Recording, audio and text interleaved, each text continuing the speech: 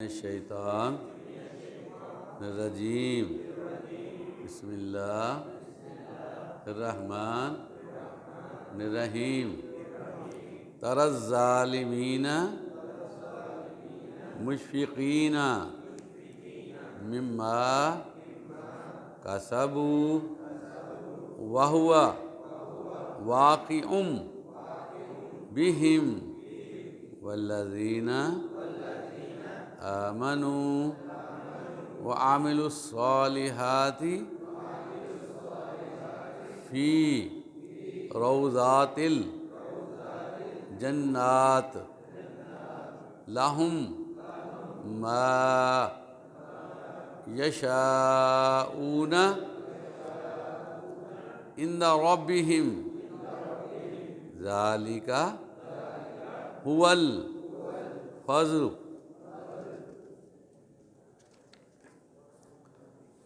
هو الفضل الکبیر۔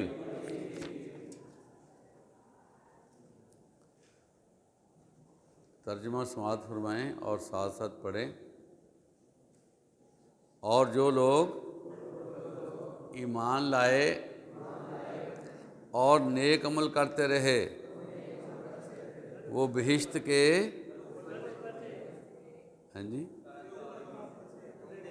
عالم اپنے اعمال کے وبال سے ڈر رہے ہیں اور وہ ان پر پڑھ کر رہے گا۔ اور جو لوگ ایمان لائے اور نیک عمل کرتے رہے وہ بہشت کے باغوں میں ہوں گے اور جو کچھ چاہیں گے ان کے پروردگار کے پاس موجود ہوگا۔ یہی بڑا فضل ہے، یہی وہ انعام ہے۔ عزیز طلبہ،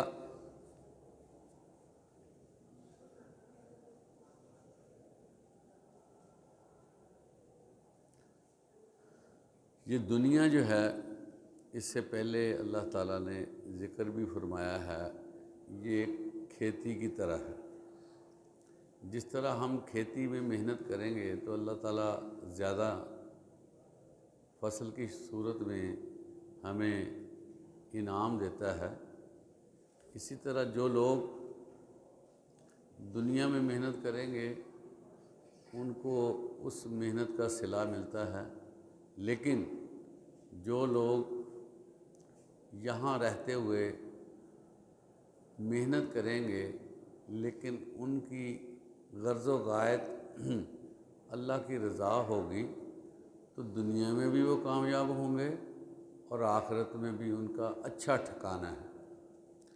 اس آیت میں یہ فرمایا جا رہا ہے کہ وہ لوگ جنہوں نے اس دنیا ہی کو اپنا مال و متاع بنا لیا، اسی پہ وہ قناعت کر گئے، تو وہ آخرت میں جب اللہ کے ہاں پیش ہوں گے تو ڈر رہے ہوں گے کہ ہم دنیا میں کیا کرتے رہے ہیں، ہمارا دنیا میں طریقہ کار کیا تھا اور اس طریقہ کار میں ہماری اللہ کے لیے کوئی جو ایفرٹ نہیں تھی۔ اب ان کو پریشانی ہو چکی ہوگی کہ یہ کیا ہو گیا کہ ہم نے تو آخرت کے لیے کوئی سامان بنایا ہی نہیں، اور یہ جو چیز ہے ان کو ٹینشن بنا دے گی، ان پہ وبال بن جائے گا، پریشانی ہو جائے گی۔ لیکن پتہ کیا ہے کہ وہاں پر پریشان ہونا، وہاں پر افسردہ ہونا، ریپینٹ ہونا کوئی کام نہیں دے سکے گا۔ ان پر جو وبال کا اللہ تعالیٰ نے ارادہ کیا ہے، جو وہ سزا کے حقدار ٹھہرے ہیں، ان پر وہ سزا لاگو ہو کر رہے گی، ان کا رونا دھونا وہاں پر کوئی کام نہیں دے گا۔ اسی طرح اللہ تعالیٰ فرما رہے ہیں جو لوگ ایمان لائے اور نیک عمل کرتے رہے۔ اب دیکھیں، ایمان لانا بہت بڑی سعادت ہے۔ دنیا کی تمام نعمتیں جتنی بھی اللہ نے پیدا کی ہیں، کتنی کتنی بڑی نعمتیں ہیں، ان کو ایک طرف رکھ دیا جائے تو جس کو اللہ تعالیٰ نے ایمان کی دولت سے نوازا ہے نا، وہ ان ساری نعمتوں سے بہت بڑی ہے، لیکن ہم اس پہ جو ہے نا خوش نہیں ہوتے۔ ہمیں اس چیز کا احساس نہیں ہے کہ ہم اہل ایمان ہیں، ہمیں اللہ تعالیٰ نے اپنا کلمہ پڑھنے کی توفیق عطا فرمائی ہے۔ وہ چیز جس کا نعم البدلی نہیں ہے وہ ہمیں دے دی گئی ہے۔ ہم چھوٹے چھوٹے نفع کے لیے جھوٹ بولتے ہیں، فریب کرتے ہیں، دھوکہ دیتے ہیں، دوسروں کو نقصان پہنچا دیتے ہیں، حالانکہ سب سے بڑی دولت تو ہمارے پاس موجود ہے۔ اللہ تعالیٰ فرماتے ہیں جو لوگ ایمان لائے اور پھر جنہوں نے اچھے عمل کیے، یہ جو ہے نا اچھے عمل کا ہونا یہ ایمان کے ساتھ لازم و ملزوم ہے۔ اور حقیقت بات پتہ کیا ہے کہ ویسے ایمان کو الگ ڈیفائن کیا جاتا ہے اور عمل کو الگ، لیکن بندے کا ایمان اس وقت تک مکمل ہی نہیں ہوتا جب تک وہ عمل صالح نہ کرے، کیونکہ اس کے عمل کو انالیسز کیسے کیا جائے گا کہ یہ ایماندار ہے۔ ایک بندہ کلمہ گو ہے تو اذان ہوگی، اگر وہ نماز نہیں پڑھتا تو اس کے ایمان کو کیسے جانچا جائے گا کہ یہ مسلمان ہے؟ ایک بندہ دنیا داری میں مگن ہے تو اس کو کیسے جانچا جائے گا کہ یہ مسلمان ہے؟ کیونکہ اللہ تعالیٰ جس کو ایمان دے دیتا ہے پھر وہ بڑے احتیاط سے چلتا ہے کہ کہیں مجھ سے کوئی وائلیشن نہ ہو جائے، کہیں مجھ سے اللہ کی نافرمانی نہ ہو جائے۔ اگر وہ کلمہ پڑھ لینے کے بعد سیم غیر مسلموں کی طرح زندگی گزارتا ہے تو اس کا مطلب یہ ہے کہ ایمان اس نے حاصل تو کر لیا ہے لیکن اس پر جمع ہوا نہیں ہے، وہ معلق کا ایمان اس پہ، وہ ضرور کہتا ہے کہ میرا رب ہے لیکن رب کا حکم وہ نہیں مان رہا اور وائلیشن میں بہت آگے بڑھ گیا ہے۔ تو یہاں پر فرمایا جا رہا ہے کہ وہ نیک عمل کریں گے، ان کے لیے روضات الجنات، یہاں پر جنت کا بھی ذکر کیا گیا ہے اور روضے کا بھی ذکر کیا گیا ہے۔ اب دو ذکر کیسے آگے ہیں کہ جنت میں، جنت بہت وسیع ہے، اس میں جو سب سے خوبصورت مقام ہوگا وہ اس کو دیا جائے گا۔ روضہ کہتے ہیں کہ ایک بڑا میدان ہے، گھاس لگی ہوئی ہے، بہت خوبصورت ہے، لیکن کچھ جگہ جو ہے وہ اور زیادہ خوبصورت ہے، وہ پورے ایریے سے زیادہ خوبصورت نظر آتی ہے۔ تو اللہ تعالیٰ فرماتے ہیں میں وہاں پر ان کو قیام کرواؤں گا۔ جیسے آپ یہ جو فارم ہاؤسز ہے نا، فارم ہاؤسز آج کل اس کا ٹرینڈ بنا ہوا ہے، 4 کنال ہے یا 8 کنال، اس میں انہوں نے بڑی پلانٹیشن کی ہوتی ہے، اس کو سجایا ہوتا ہے، لیکن جہاں پر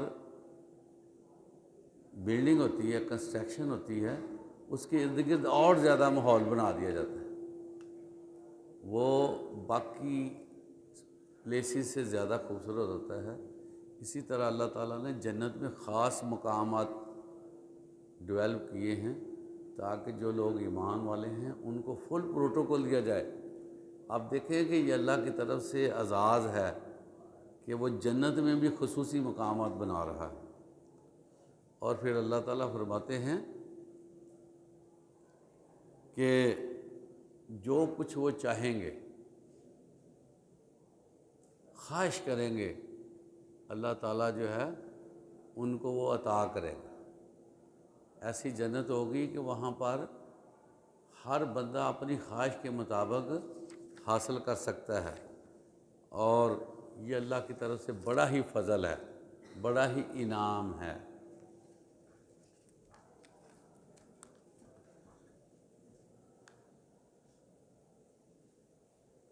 ذالک الذی یبشر اللہ عبادہ الذین آمنوا وعملوا الصالحات قل لا اسألکم علیہ اجرا الا المودۃ فی القربى ومن یقترف حسنۃ نزد لہ فیہا حسنا ان اللہ غفور شکور۔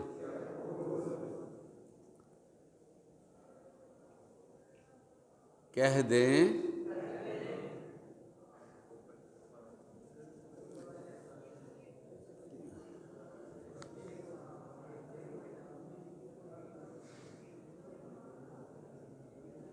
اللہ اپنے بندوں کو جو ایمان لاتے ہیں اور عمل نیک کرتے ہیں بشارت دیتا ہے کہ کہہ دو کہ میں اس کا تم سے صلہ نہیں مانگتا، مگر تم کو قرابت کی محبت تو چاہیے، اور جو کوئی نیکی کرے گا ہم اس کے لیے ثواب بڑھائیں گے، بے شک اللہ قدردان ہے، بخشنے والا ہے۔ عزیز طلبہ، یہ خوشخبری ہے ان لوگوں کے لیے جو ایمان لاتے ہیں، نیک عمل کرتے ہیں، اور اس کے بعد یہ فرمایا جا رہا ہے کہ اے نبی ان سے کہہ دو میں جو تمہیں نیکی کی باتیں بتاتا ہوں، راہ ہدایت دکھاتا ہوں، اللہ سے ریلیشن شپ قائم کرنے کے حوالے سے کہتا ہوں، اس کا مطلب یہ نہیں ہے کہ مجھے خود ذاتی طور پر فائدہ چاہیے۔ انبیاء کرام کی ایک صفت ہے جو دنیا میں رہنے والے دوسرے لوگوں سے بہت مختلف ہے۔ انبیاء کرام لوگوں کو اللہ کا پیغام دیتے دیتے ہلکان ہو جاتے ہیں، نہ دن دیکھتے ہیں نہ رات دیکھتے ہیں، ہر بندے کو اللہ کی طرف دعوت دیتے ہیں، لیکن وہ دعوت اللہ کی فی سبیل اللہ ہوتی ہے، اس میں ان کا کوئی مادی فائدہ نہیں ہوتا۔ کسی نبی نے کسی بندے سے کوئی فائدہ نہیں اٹھایا۔ حضرت خدیجہ رضی اللہ عنہا مکے کی دولت مند ترین خاتون تھی، آپ کا ان سے نکاح ہوا۔ حضرت خدیجہ نے آپ کو سپورٹ کیا، لیکن آپ صلی اللہ علیہ وسلم جتنی سپورٹ ملتی تھی وہ سب جو ہے وہ غریبوں میں بانٹ دیتے تھے، اور خود اپنے پاس کوئی چیز نہیں رکھتے تھے۔ اسی طرح مدینہ میں تشریف لائے، اللہ تعالیٰ نے فتوحات سے نوازا، اور ہر مال غنیمت میں 5واں حصہ آپ کی طرف آتا تھا۔ آپ حصہ لے کر اس کو بانٹنا شروع کر دیتے تھے، اور کوئی چیز گھر میں نہیں رکھتے تھے۔ حتیٰ کہ کھانے پینے کے لیے گھر میں چیزیں موجود نہیں ہوتی تھیں۔ اس کا مطلب یہ نہیں کہ آپ کے پاس آتا نہیں تھا، پورے سال کا اناج آتا تھا آپ کے پاس، آسانی سے آپ کھا پی سکتے تھے، ہر چیز میسر تھی۔ لیکن جوں جوں لوگ آتے، سوالی آتے، آپ صلی اللہ علیہ وسلم خود دیتے، آپ کی ازواج دیتی، اور گھر خالی ہو جاتا، حتیٰ کہ 3 دن تک آپ صلی اللہ علیہ وسلم کے گھر میں چولہا نہیں جلتا تھا، اور کھجور اور پانی پہ گزارا رہتا، اور کوئی گلہ شکوہ نہیں، کیونکہ انبیاء کرام کی یہ صفت ہے کہ وہ جب مبعوث ہو جاتے ہیں تو ان کی اندر جو بطور انسان خواہشات ہوتی ہیں وہ بالکل صفر پہ لے آتے ہیں اللہ کی توفیق سے، پھر ان کو ان چیزوں کے ساتھ کوئی رغبت نہیں رہتی۔ اور آپ صلی اللہ علیہ وسلم کے بارے میں آپ جانتے ہیں کہ کبھی پیٹ بھر کے کھانا نہیں کھاتے تھے، اور اچھا بستر استعمال نہیں کرتے تھے، لیکن یہاں پر فرمایا جا رہا ہے صرف میں تم لوگوں کا اللہ کے ساتھ تعلق جوڑنے کے لیے آیا، اللہ سے تمہاری محبتیں بن جائیں، اللہ سے ریلیشن شپ ڈیولپ ہو جائے، مجھے اور کچھ نہیں چاہیے، میں صلہ نہیں مانگتا۔ تو یہ دیکھیں ہمارے نبی، آج آپ دیکھیں یا اس سے پہلے دیکھ لیں کہ جو لوگ ذرا سا نیکوکار بنتے ہیں، تخلیے میں آتے ہیں، سائڈ بھی ہو جاتے ہیں، ذرا دنیا سے ہٹ جاتے ہیں، تو وہ لوگ کہتے ہیں کہ یہ بڑے زیادہ نیک ہیں، اور ان کو جو ان کا نیکی کا معاملہ تو اللہ کے ساتھ ہوتا ہے، لیکن اس کے باوجود ان کو بڑے تحفے تحائف اور بہت ساری چیزیں بھی دی جاتی ہیں، اور وہ بڑا ٹھیک ٹھاک لوگ بن جاتے ہیں، حالانکہ ان کا مقصد تو ہوتا ہے کہ اللہ کی رضا، لیکن سپورٹ اتنی ہو جاتی ہے کہ وہ بہت بڑے جگہ پہ پہنچ جاتے ہیں۔ لیکن انبیاء کرام نے یہ دنیا کا مال لینا پسند نہیں کیا، بلکہ بانٹنا پسند کیا۔ اس کے بعد اللہ تعالیٰ فرماتے ہیں کہ جو نیکی کرتا ہے ہم اس کا ثواب بڑھا دیتے ہیں، جو نیکی کرتا ہے ہم اس کا ثواب بڑھا دیتے ہیں۔ یہ بھی دیکھیں اللہ کی اپنے بندوں کے ساتھ کتنی محبت ہے کہ نیکی میں اللہ تعالیٰ نے برکت ڈالی ہوئی ہے۔ اس میں 2 طرح کی باتیں آ رہی ہیں، ایک یہ ہے کہ جو بندہ نیکی کرتا ہے اللہ تعالیٰ اس کو بڑھاتے ہیں۔ ایک بندہ صدقہ کر دیتا ہے نا تھوڑا سا، جیسے کھجور ہے یا اور چیز، اور اس نے خلوص کے ساتھ کیا تو وہ اپنے ہاتھ میں لے لیتے ہیں، وہ اتنا بڑھاتے ہیں کہ جب بندہ قیامت کے دن حاضر ہوگا تو اللہ تعالیٰ دکھائیں گے کہ وہ نیکی جو تم نے یہ کی تھی اب دیکھو یہ پہاڑ سے بھی بڑھی ہوئی ہے۔ تو اس طرح نیکی بڑھاتا ہے اللہ تعالیٰ۔ اس کے ساتھ اس کا دوسرا مفہوم یہ ہے کہ ایک محاورہ بولا جاتا ہے کہ دیے کے ساتھ دیا جلتا ہے، نیکی کے ساتھ نیکی بنتی ہے۔ جو بندہ نیکی کرتا ہے اللہ تعالیٰ اس کو ایک اور نیکی کرنے کی توفیق عطا فرما دیتے ہیں۔ دنیا کا سب سے بڑا انعام یہ ہے کہ بندہ نیکی کر کے اور نیکی کرتا جائے، اور نیکیوں میں داخل ہو جائے، اور نیکیاں ہی کرتا کرتا وہ یہاں دنیا سے چلا جائے۔ اصل اس کا خزانہ یہ ہے، کیونکہ بندے کے پاس جو اچھا اعمال نامہ ہوگا وہ کامیاب ہوگا، جس کے پاس اعمال نامہ کم ہوگا وہ پریشان ہو جائے گا۔